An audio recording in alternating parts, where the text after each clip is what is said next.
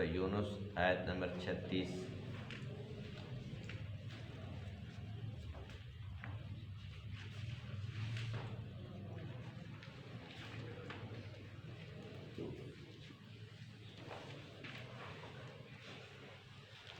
اعوذ باللہ من الشیطان الرجیم،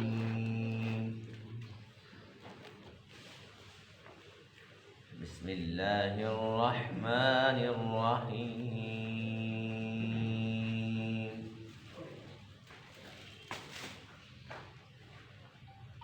وما كان هذا القرآن أن يفترى من دون الله ولكن تصديق الذي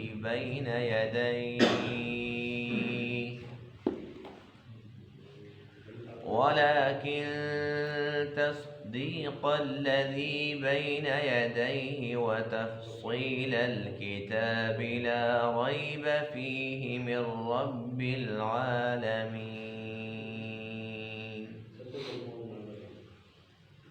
أم يقولون افتراه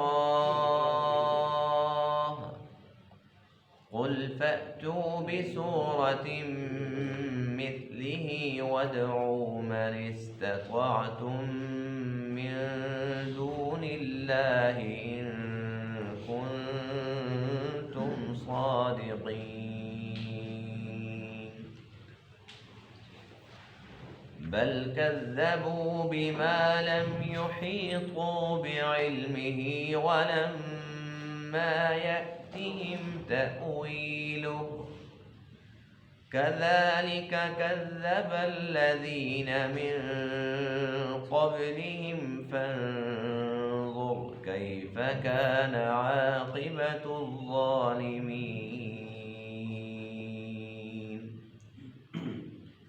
ومنهم من يؤمن به ومنهم من لا يؤمن به وربك أعلم بالمفسدين۔ صدق اللہ العظیم۔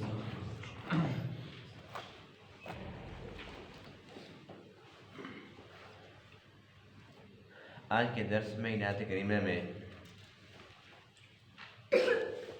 قرآن مقدس کی حقانیت اور اس کے اعجاز کا ذکر ہے۔ حضور علیہ السلام کے معجزات میں سے ایک بڑا معجزہ یہ قرآن مقدس ہے۔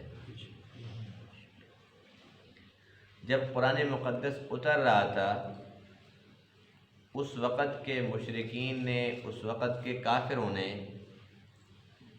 بے شمار الزامات عائد کیے، جن میں سے ایک بڑا الزام یہ بھی تھا کہ اگر یہ اللہ کا کلام ہوتا تو ایک دم سے اترتا، سارا کا سارا اکٹھا اترتا۔ یہ کبھی ایک صورت آ رہی ہے تو کبھی آدھی صورت آ رہی ہے تو کبھی 2-3 آیتیں آ رہی ہیں۔ اس کا مطلب یہ ہے نعوذ باللہ کہ یہ اللہ کے نبی نہیں ہیں، یہ اللہ کا کلام پیش نہیں کر رہے بلکہ یہ خود بناتے ہیں، اور ان کے ساتھ فلاں لوگ بھی ملے ہوئے ہیں، جتنا ان سے بن جاتا ہے یہ ہمارے سامنے پیش کر دیتے ہیں۔ تو اللہ تعالیٰ نے مشرکین کے اس اعتراض کا جواب دیا ہے ان آیت کریمہ کے اندر۔ اللہ فرماتے ہیں کہ پہلی بات تو یہ ہے کہ یہ کسی کا بنایا ہوا نہیں ہے، کسی کا گھڑا ہوا کلام نہیں ہے، یہ اللہ کا کلام ہے۔ تم اگر اس کو پڑھو تو اس میں وہی باتیں تمہیں نظر آئیں گی جو تورات میں تھی، جو زبور میں تھی، جو انجیل میں تھی۔ اب جو لوگ پہلی کتابوں کا علم رکھتے ہیں ان کے اندر بھی تو قیامت کے احوال کا ذکر ہے، مرنے کے بعد کی زندگی کے متعلق باتیں، تو یہ سارا کچھ قرآن کے اندر بھی ہے۔ تو یہ قرآن تو گویا کہ پہلی کتابوں کی تصدیق کرنے والی کتاب ہے۔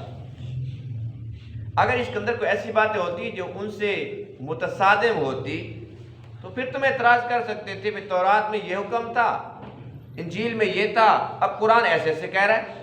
قرآن بھی تو وہی کچھ کہہ رہا ہے۔ تورات میں بھی اللہ کی وحدانیت کے تذکرے تھے، زبور کے اندر، انجیل کے اندر، سب صحیفوں کے اندر، جتنے بھی آسمانی صحیفے تھے سب کے اندر اللہ کی وحدانیت کے تذکرے تھے۔ قرآن کے اندر بھی اللہ کی وحدانیت کے تذکرے۔ تورات، زبور، انجیل کے اندر اس وقت کے نبی کی نبوت اور رسالت کی باتیں تھی۔ قرآن کے اندر اللہ کے نبی حضور خاتم النبیین علیہ السلام کی رسالت اور نبوت کی باتیں، ختم نبوت کی باتیں۔ اللہ فرماتے ہیں کہ اس میں غور و فکر کرو تو تمہیں بات آسانی سے سمجھ آ جائے گی کہ نہیں یہ کسی کا بنایا ہوا نہیں ہے، بلکہ جیسے تورات، زبور، انجیل وہ آسمان سے اتری ہوئی کتابیں تھی، ایسے اللہ کا کلام قرآن بھی آسمانی کتاب ہے، کسی کی بنائی ہوئی بات نہیں ہے۔ پھر بھی اگر یہ لوگ کہتے ہیں کہ نہیں ہم نہیں مانتے، تو اللہ فرماتے ہیں کہ چلو کوئی بات نہیں ہے، تمہارے اعتراض کا دوسرا جواب ہم یوں دیتے ہیں کہ اب یہ بنا رہی ہیں تو تم بھی بناؤ۔ تمہاری زبان بھی تو عربی ہے، بڑے بڑے شعراء موجود ہیں، بڑے بڑے فصیح انداز میں گفتگو کرنے والے موجود ہیں، بڑے بڑے فصیح بلیغ، بڑے بڑے ادیب موجود ہیں، تم سب کے سب مل کر کوئی ایک آدھی صورت تم بھی لے آؤ۔ اور اللہ فرماتے ہیں کہ صرف تم نہیں، جنہیں اللہ کو چھوڑ کر تمہیں الہ بنائے ہوئے ہو، اللہ کے برابر جنہیں تم درجے دیتے ہو، ان سب کو بھی اکٹھا کرو، ان سب کو اکٹھا کرو اور سب کے سب مل کر پھر اس جیسی ایک صورت تو لے کر آؤ، پتہ چلے اگر یہ بناتے تو تم بھی بنا لو۔ ظاہر سی بات ہے کہ اس کا جواب ان کے پاس نہیں تھا، اور جن لوگوں نے اس معاملے کے اندر کوشش کی بھی تو ان کو منہ کی کھانا پڑی۔ اللہ فرماتے ہیں بات یہ ہے کہ ان لوگوں نے جان بوجھ کر اس کی تکذیب کی ہے، جھٹلا دیا ہے، ان کا من نہیں چاہتا اس کو ماننے کے لیے۔ فرمایا کہ جن لوگوں کو بات سمجھ آ گئی، ان میں سے کتنے لوگ ایسے بھی ہیں جو ایمان لے آئے، اور لیکن جن کو سمجھ نہیں آئی تو جس طریقے سے وہ پہلے تھے کافر، اب بھی ویسے کافر ہیں۔ اللہ کا کلام اترتے ہوئے یہ سنتے بھی ہیں، تازہ کلام پس منظر بھی جانتے ہیں، اس کے باوجود بھی یہ اس کو سمجھنے کی کوشش نہیں کرتے، دل دماغ میں اس کو جگہ نہیں دیتے۔ اللہ کی ان کے اوپر پھٹکار پڑ چکی ہے۔ وَمَا كَانَ هَذَا الْقُرْآنِ، اور نہیں ہے یہ قرآن ان یفترا من دون اللہ، گھڑا ہوا اللہ کے غیر کی جانب سے، ولیکن تصدیق الذی بین یدیہ، اور لیکن یہ تو تصدیق کرنے والا ہے اس کی جو اس کے سامنے ہے، یعنی کہ پہلی کتابوں کی تصدیق کرنے والا ہے۔ وتفصیل الکتاب، اور یہ کتاب کی تفصیل ہے، لا ریب فیہ، جس میں کچھ شک نہیں ہے، من رب العالمین، کہ یہ رب العالمین کی جانب سے ہے۔ ام یقولون افتراہ، کیا یہ لوگ کہتے ہیں افتراہ کہ اس نے خود بنا لیا ہے، خود گھڑ لیا ہے؟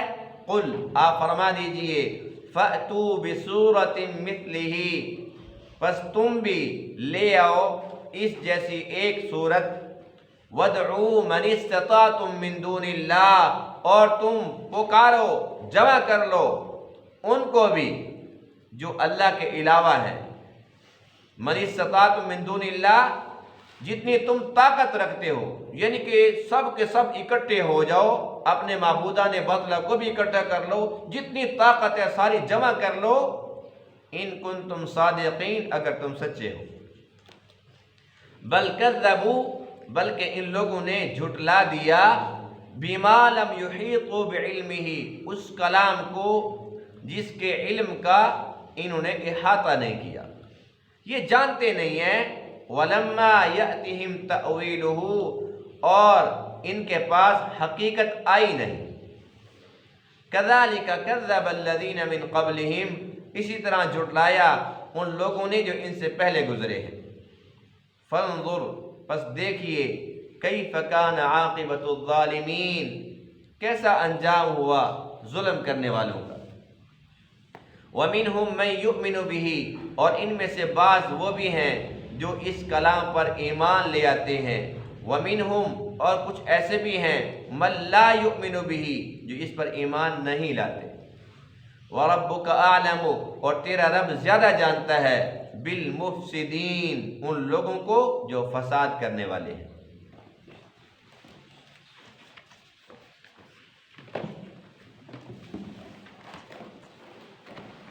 اللہ تعالیٰ نے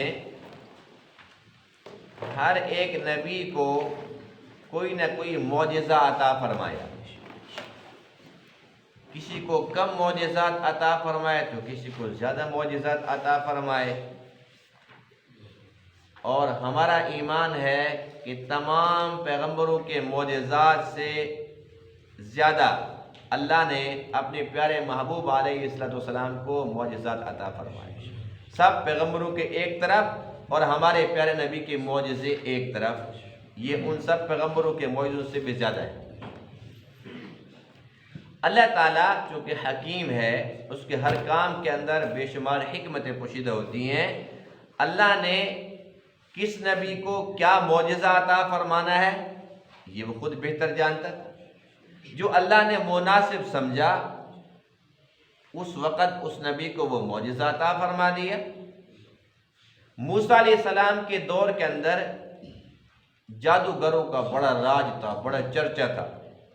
جس طریقے سے آج کل جو حکومت ہوتی ہے نا، اس کے کچھ وزراء ہوتی ہیں، اس کے مشیر ہوتے ہیں، اس کے معاون ہوتے ہیں، کوئی مشیر خاص ہوتا ہے۔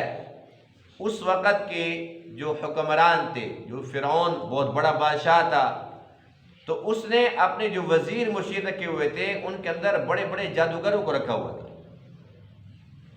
اور جادوگر جو ہے نا، وہ انہیں کہتے تھے تم نے یوں کرنا ہے، تم اب فلاں کے ساتھ جنگ کرنی ہے، آج سفر کرنا ہے، آج نہیں کرنا ہے، آج نقصان کی خبر ہے، آج فائدے کی خبر ہے۔ وہ اپنے علم کے مطابق ان کو گائیڈ کرتے تھے، ان کو چلاتے تھے۔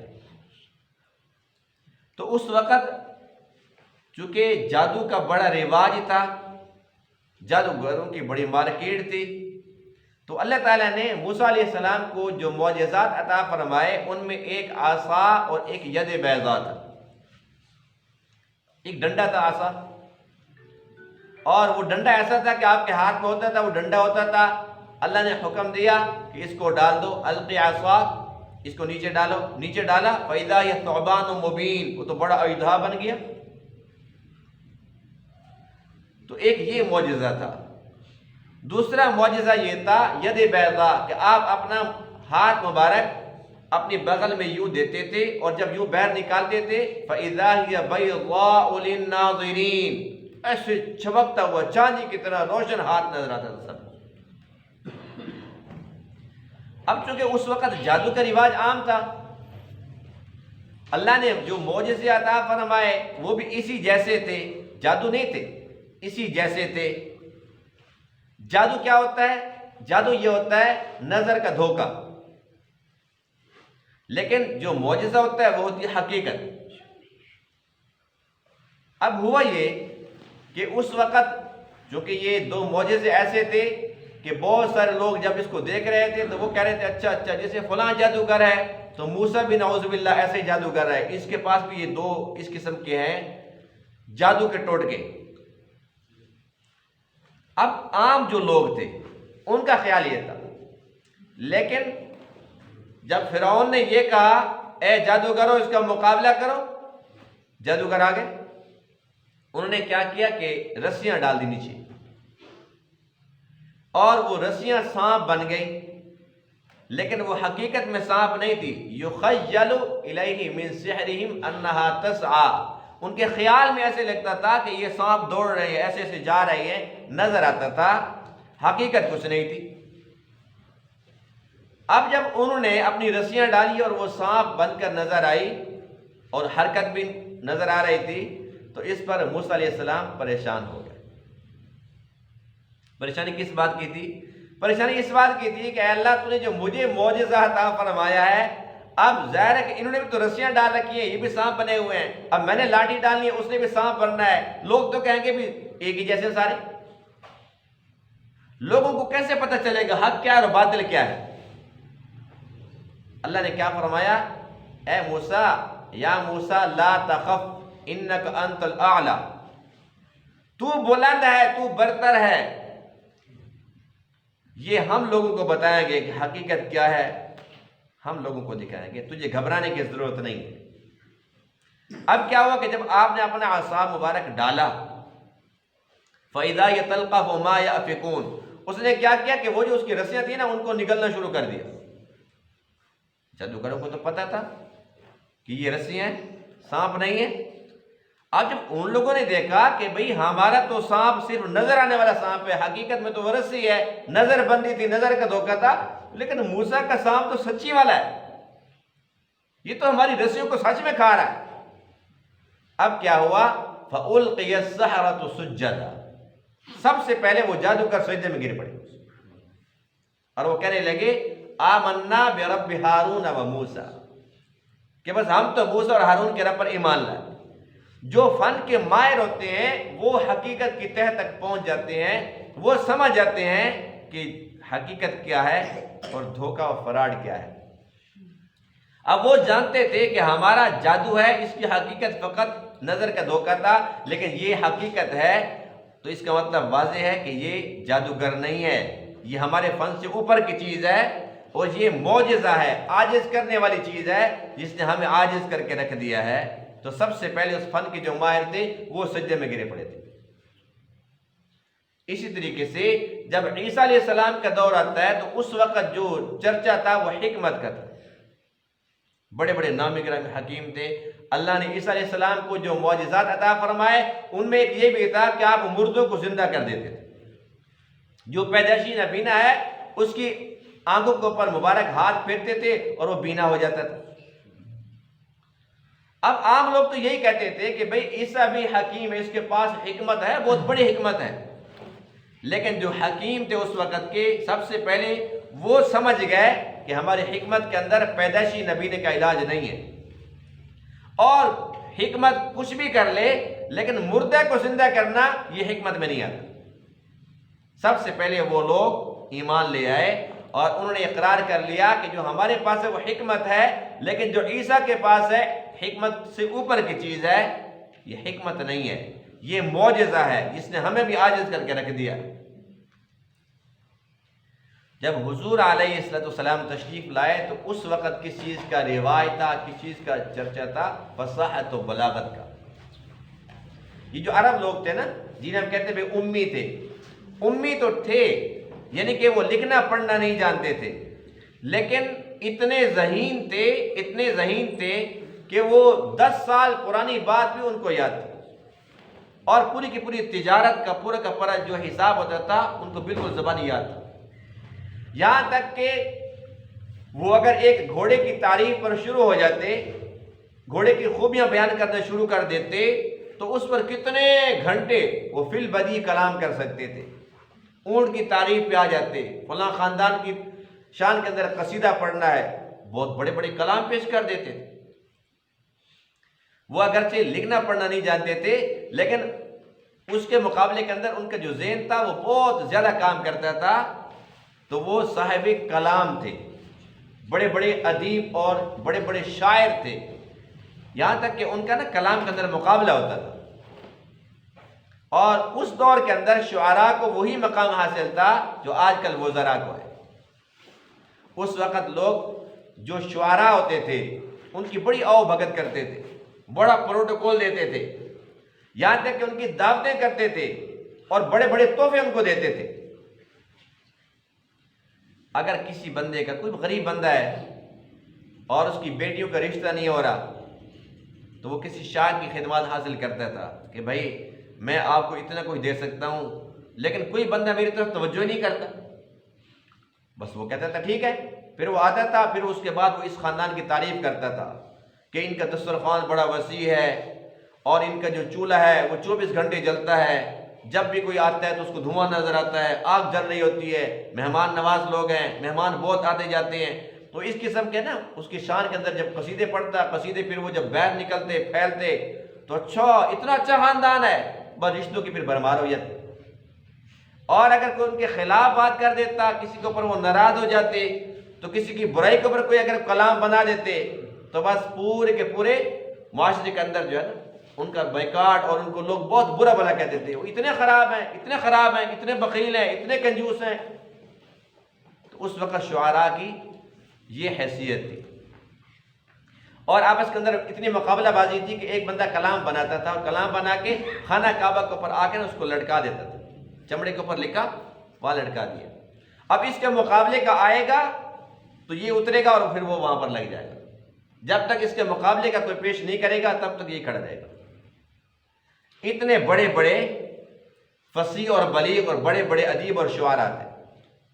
اب اس دور کے اندر اللہ نے اپنے نبی علیہ السلام کو جو معجزات عطا فرمائے بڑے بڑے تھے، چاند کو 2 ٹکڑے کر دینا کوئی چھوٹا معجزہ ہے، معراج یہ کوئی چھوٹا معجزہ ہے، لیکن قرآن مقدس عطا فرمایا یہ ایک معجزہ تھا اس وقت ان شعراء کو سمجھانے کے لیے، ان کو سبق پڑھانے کے لیے۔ جب اللہ کا کلام اترنے لگا اب وہ بڑے پریشان ہو گیا کہ بھئی ہم بھی کلام بناتے ہیں، بڑے بڑے ہم نے قصیدے لکھے ہیں، اس کی سمجھ نہیں آتی۔ کبھی ایسا ہوتا ہے کہ وہ آیتیں ایک دوسرے جیسی ہوتی ہیں تو وہ کہتے ہیں بھی لگتا ہے کہ یہ بھی کوئی شاعری ہے، پھر اللہ فرماتے ہیں وَمَا هُوَ بِقَوْلِ شَاعِرٍ، یہ شاعر کی بات نہیں ہے۔ پھر وہ کبھی دیکھتے ہیں کہ اس کے اندر نا پیشین گوئی ہے، فلاں وقت میں یوں ہو جائے گا، مرنے کے بعد ایسے ہو جائے گا، کہتے ہیں اچھا یہ تو لگتا ہے جیسے نجومی ہوتا ہے نا، وہ بتاتا ہے بھی یوں ہونے والا ہے، ایسے ہو جائے گا۔ اللہ نے اس کی بھی نفی فرما دی، وَلَا بِقَوْلِ كَاهِنٍ، نجومی کی بات بھی نہیں۔ اب وہ پریشان تھے کہ ہمیں سمجھ نہیں آتی کہ ہے تو کیا ہے، اگرچہ وہ خود عرب تھے، قرآن عربی زبان میں تھا، اس کے باوجود وہ فیصلہ نہیں کر پا رہے تھے۔ یہ اس بات کی نشانی تھی کہ یہ معجزہ ہے، اس نے ان کو عاجز کر کے رکھ دیا۔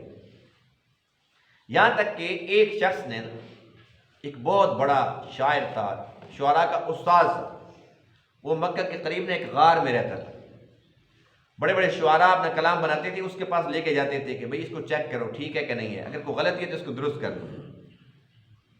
ایک بندے نے شرارت کی، جب سورہ کوثر اتری نا اس نے اس کو لکھا سورہ کوثر کو، اس کے پاس گیا کہ دیکھو جی میں نے کلام بنایا ہے، اگر کوئی غلطی ہے تو اس کو درست کر دو۔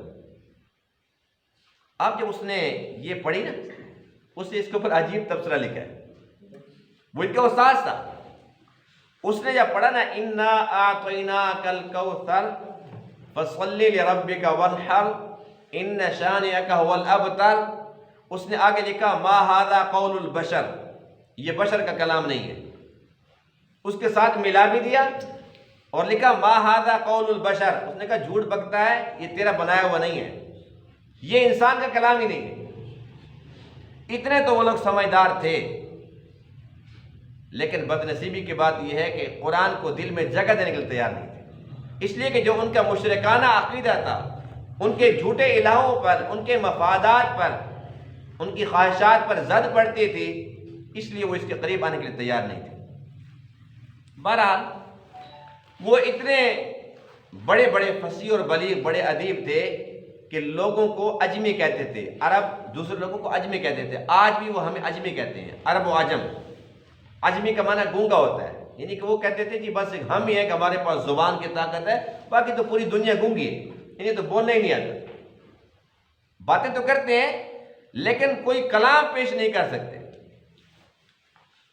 اپنی زبان پر اتنا عبور، اور عربی زبان جو کہ پوری دنیا کے اندر سب سے بڑی زبان ہے، جس کی فصاحت و بلاغت آج بھی مسلم ہے، یہ وہ زبان ہے جس کے اندر ان کو دوسری زبان سے کوئی لفظ لینے کی ضرورت نہیں ہے، ایک ایک چیز کے لیے ان کے پاس 20 نام ہے۔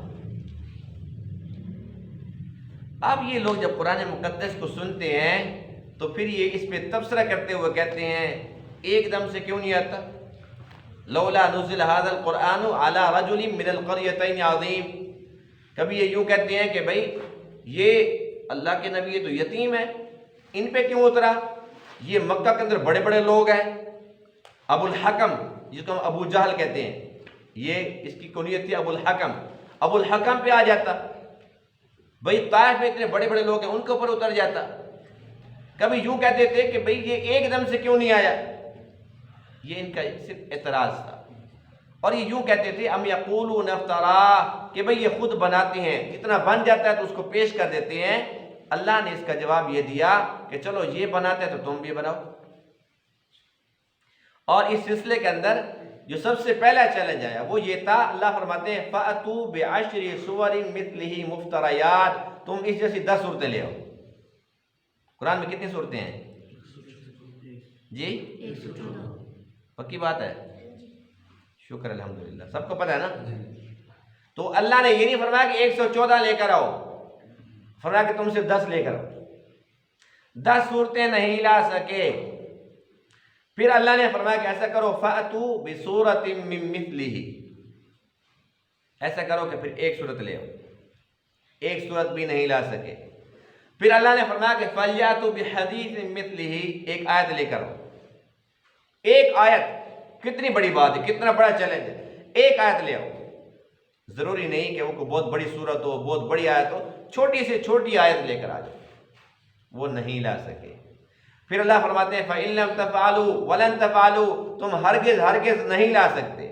پھر اللہ نے فرمایا لَا يَأْتُونَ بِمِثْلِهِ، اس جیسا قرآن تم نہیں لا سکتے، وَلَوْ كَانَ بَعْضُهُمْ لِبَعْضٍ ظَهِيرًا، یہ سارے کے سارے ایک دوسرے کی مددگار اکٹھے ہو جائیں، ایک دوسرے کی مدد کریں، سب اکٹھے ہو جائیں، پورا زور لگا لیں، لیکن نہیں لا سکتے۔ آج تک کوئی لا سکا ہے؟ اللہ کی شان دیکھیے، آج تک یہ چیلنج موجود ہے۔ اس وقت کے لیے نہیں تھا، قیامت تک کے لیے ہے۔ کوئی آج بھی یہ دعویٰ کرے کہ میں لا سکتا ہوں، لے آئے، نہیں لا سکتا۔ اسے کہتے ہیں معجزہ، عاجز کرنے والی چیز۔ یہ اللہ کا دیا ہوا ایسا معجزہ ہے ہمارے پیارے نبی کو، قیامت تک کے لیے یہ موجود ہے، اور یہ ہمیشہ ہمیشہ کے لیے۔ آج بھی چیلنج موجود ہے، دنیا کی ساری طاقتیں مل کر یہود و نصارہ سارے زور لگا لے، لیکن اس کا مقابلہ نہیں کر سکتے۔ اور پھر اس جیسا کلام لانا، ایک آیت بنانا بہت بڑی بات ہے، اس میں سے ایک نقطہ اڑانا بھی ان کے بس کی بات نہیں ہے۔ اس میں تحریف کرنے کے لیے ایک آیت کو نکالنا، زبر زیر کو تبدیل کرنا، ایک نقطہ بڑھانا یا گھٹانا، یہ بھی ان کے بس کی بات نہیں، اس لیے کہ اس کو اتارا کس نے ہے؟ اور اس کی حفاظت کا ذمہ کس نے لیا ہے؟ یہود و نصارہ چین سے نہیں بیٹھے ہوئے، اربوں خربوں ڈالر لگا چکے ہیں، لگا رہے ہیں، لگاتے رہیں گے، لیکن پھر بھی وہ ناکام رہیں گے انشاءاللہ، اس لیے کہ یہ اللہ کا کلام ہے، کسی بندے کا کلام نہیں ہے۔ اور اللہ نے اس کی حفاظت کے لیے بہت سارے لوگوں کے سینے منتخب کر لیے ہیں، چن لیے۔ پوری دنیا کے اندر اگر سارے کے سارے یہ نسخے بھی ختم ہو جائیں، قرآن پھر بھی موجود رہے گا، سینہ بسینہ قیامت تک اللہ پھر اس کو چلائے گا۔ ہم کتنے خوش نصیب ہیں الحمدللہ کہ ہم الحمدللہ اطمینان قلب کے ساتھ یہ کہہ سکتے ہیں کہ ہمارے ہاتھوں کے اندر جو یہ اللہ کا کلام ہے، بالکل اسی طریقے سے اللہ کے پاس لوح محفوظ میں ہے۔ اس میں اور اس میں نہ زبر زیر کا فرق ہے، نہ کسی نقطے کا فرق ہے، نہ کسی سورت کا، نہ کسی آیت کا، کسی بھی چیز کا کوئی فرق نہیں۔ اللہ کا کلام ہے، لانے والے جبرائیل امین، جن کے پاس آیا رسول امین، اور رسول امین کے شاگرد صحابہ وہ بھی صادق الامین، اور اس طریقے سے آتے آتے ہمارے پاس آیا، اور اس کا چونکہ حفاظت کا ذمہ اللہ نے اپنے پاس رکھا ہوا ہے، اس لیے یقین کامل ہے کہ یہ ایسا ہی اترا ہے، ایسا ہی ہمارے پاس آیا۔ لیکن بدنصیبی کی بات ایک یہ ہے کہ جن لوگوں کے پاس تورات اصلی شکل میں نہیں ہے، لیکن تورات کی تعظیم کرتے ہیں، وہ کرتے ہیں کہ نہیں کرتے؟ جن کے پاس انجیل اصلی حالت میں نہیں ہے، وہ انجیل کی تعظیم کرتے ہیں، اس کو وقت دیتے ہیں، اس کے لیے اربوں خربوں ڈالر خرچ کرتے ہیں۔ اور ہمارے پاس اللہ کا کلام اصلی حالت کے اندر موجود ہے، اور اللہ ہم سے کچھ مانگتا بھی نہیں ہے، اللہ کی کوئی ڈیمانڈ نہیں ہے، کوئی مطالبہ نہیں ہے کہ مجھے اتنا دو، اللہ فرماتے ہیں لا نسألک رزقا، اے میرے بندو میں تم سے رزق روزی نہیں مانگتا، نحن نرزقک، ہم تو رزق دینے والے ہیں، ہم تو تمہیں کھلانے والے ہیں۔ اتنا سا مطالبہ ہے کہ اللہ کے کلام سے محبت کرو، اتنا سا مطالبہ ہے کہ اللہ کے کلام کے ساتھ دوستانہ قائم کرو، اس کو پڑھو، اس کو سمجھو، اس کے مطابق زندگی بسر کرو، اپنی نسلوں کو قرآن پڑھاؤ، ان کو قرآن سکھاؤ، قرآن کے ساتھ ان کی بھی دوستی لگاؤ۔ لیکن ہم اس کے لیے تیار نہیں ہیں، ایسی بات کہ نہیں۔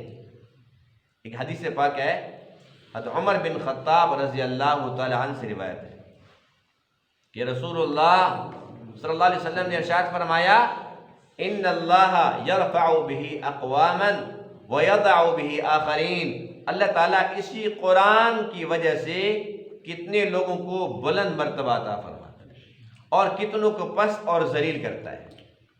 جو لوگ قرآن کو پڑھتے ہیں، اس کے ساتھ تعلق بنا لیتے ہیں، اس کے مطابق زندگی بسر کرتے ہیں، اللہ تعالیٰ ان کو بلند کر دیتا ہے، اور جو لوگ قرآن کو پس پشت ڈالتے ہیں اللہ تعالیٰ ان کو ذلیل کر دیتا ہے۔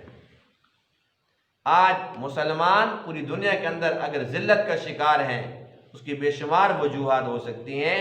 ایک وجہ یہ بھی ہے کہ ہم نے اللہ کے قرآن کے ساتھ تعلق توڑ لیا، اللہ کے قرآن کے ساتھ تعلق توڑ لیا ہے۔ پوری دنیا کے اندر کوئی ایک ملک بھی تو نہیں ہے جو یہ دعویٰ کر سکے کہ 100% اسلام کا قرآن کا نظام میں نے نافذ کر دیا ہے دنیا کے اندر؟ کہیں بھی نہیں، کوئی ایک ملک بھی نہیں ہے۔ جو اسلامی ممالک ہیں، کافر تو پھر کافر ہیں، جو اسلام کے نام پر ہمارا ملک بنا ہے، یہاں پر بھی تو انگریز کا قانون چلتا ہے۔ عدالتوں میں جا کر دیکھ لو، ہر ایک محکمے میں جا کے دیکھ لو، کہاں ہے قرآن کا نظام؟ پھر اللہ تعالیٰ ناراض ہوگا کہ نہیں ہوگا؟ پھر یہ ذلت اللہ تعالیٰ مسلط کرے گا کہ نہیں کرے گا؟ یہ آزمائشیں خود بخود نہیں آتی، ان کے کچھ اسباب ہوتے ہیں۔ جو ہماری بدعمالیاں ہیں، جو ہمارا قرآن کے ساتھ سلوک ہے، ہم نے قرآن کے نام پر اور ہم نے مبارک کلمہ طیبہ کے نام پر یہ ملک حاصل کیا، لیکن پھر بھی اسلام کے نظام سے ہم سب ڈرتے ہیں، بے اللہ کرے نظام آ نہ جائے، اگر آگے تو ہمارا بنے گا کیا؟ نعوذ باللہ من ذالک۔ تو یہ اللہ تعالیٰ کی ناراضگی ہے۔ بہرحال چونکہ ہمارے پاس اتنے اختیارات نہیں ہیں کہ بھی ہمارے بس میں تو ہے نہیں کہ ہم پورے ملک کے اندر قرآن کا نظام نافذ کر دیں، لیکن ہم اپنے اوپر تو نظام نافذ کر سکتے ہیں۔ اس پر کوئی پابندی ہے؟ اس پر کوئی پابندی نہیں ہے، تو ہم بری ذمہ نہیں ہیں۔ ہم قیامت کے دن یہ نہیں کہہ سکتے اللہ میرے تو اختیار میں نہیں تھا، میرا ملک پاکستان میں تو اگر میرے اختیار میں ہوتا تو میں یوں کر دیتا، میں ایسے کر دیتا۔ اللہ پوچھے گا کہ ہاں تیرا اپنا جو جسم ہے اس پر تیرا کنٹرول تھا، اس پہ تیرا اختیار تھا، تیرا اپنا جو گھر ہے اپنے گھر کے اندر تیرا بس چلتا تھا، دنیا کی باتوں کے لیے تو بڑا زور لگاتا تھا، اپنی ایک ایک بات منواتا تھا، لیکن کیا قرآن کے نظام سے تو نے محبت کی تھی؟ اپنے اوپر اس کو لاگو کیا تھا، نافذ کیا تھا، اپنے گھر کے اندر اس کو جاری و ساری کیا تھا؟ جب جواب نفی میں ہوگا تو اللہ کی پکڑ آئے گی، آئے گی کہ نہیں آئے گی؟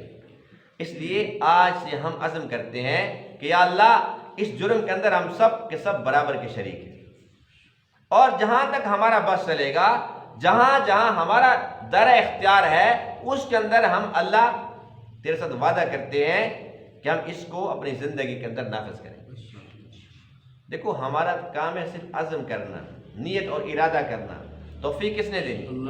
جب اللہ کے ساتھ ہم وعدہ کرتے ہیں ایک اچھے کام کا، اللہ تو خوش ہوتا ہے کہ دیکھو میرے بندے میرے کلام سے محبت کرتے ہیں، میرے ساتھ یہ وعدہ کر رہے ہیں، اللہ تعالیٰ خوش ہوگا، اللہ تعالیٰ پھر توفیق دے گا۔ جب اللہ کی توفیق شامل حال ہو جائے گی تو پھر ہمارے لیے مشکل کیا ہوگی؟ سارے کے سارے کام آسان ہو جائیں گے۔ اس لیے کہ اللہ کا یہ فیصلہ ہے، یہ بھی قرآن کے اندر فیصلہ ہے، وَالَّذِينَ جَاهَدُوا فِينَا لَنَهْدِيَنَّهُمْ سُبُلَنَا، کہ جو بھی کچھ کوشش کرتا ہے، مجاہدہ کرتا ہے ہماری راہ میں، ہم اس کے لیے راستے آسان کر دیتے ہیں۔ ہم صرف نیت کر لیں گے، عزم کر لیں گے، تھوڑی سی محنت کریں گے، اللہ ہمارے لیے راستے آسان کرتا چلے جائیں گے۔ اللہ تعالیٰ تمام بات کو سمجھنے عمل کرنے کی توفیق عطا فرمائے۔